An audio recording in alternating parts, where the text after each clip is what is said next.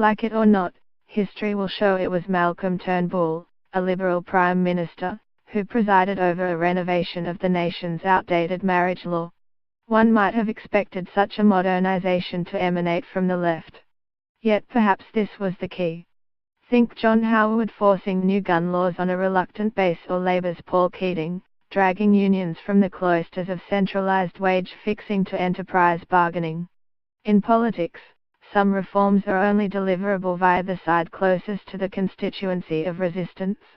Appreciating these tricky politics goes some way to explaining why Malcolm Turnbull tucked himself in the coalition peloton, leaving others to lead the breakaway. His backflip to champion Tony Abbott's much-loathed plebiscite and subsequent embrace of Peter Dutto's benighted postal survey had quickened his poll slide among middle Australians. But these same Australians would later participate in Dutto's survey in droves.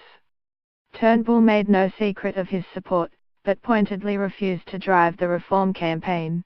It made for a desultory process. Even on the cusp of victory on Thursday, the PM sat back, husbanding his numbers nervously, abstaining on several Conservative amendments, eager not to fuel resentments. Turnbull formed the view that while marriage reform was possible, it would only be a political reality once the Conservative side had played its last card, its insistence on full community consultation.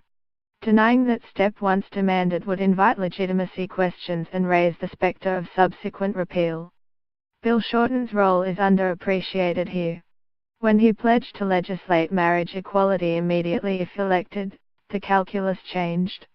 Dutto and Matthias Corma, Turnbull's Conservative Praetorian Guard, concluded a promised plebiscite at the next election would not cut it. The postal survey was their response. Not pretty, but pretty effective. The untidy process is a reminder that all social reform is hard.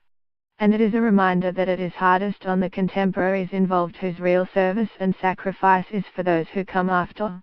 This has been true for workers surrendering months of pay to secure fair conditions, suffragettes losing their liberty and their lives to obtain the vote, and countless others. Arguments will continue about the utility of the survey. Almost nobody in the LGBT community supported it, and few now concede it was worthwhile.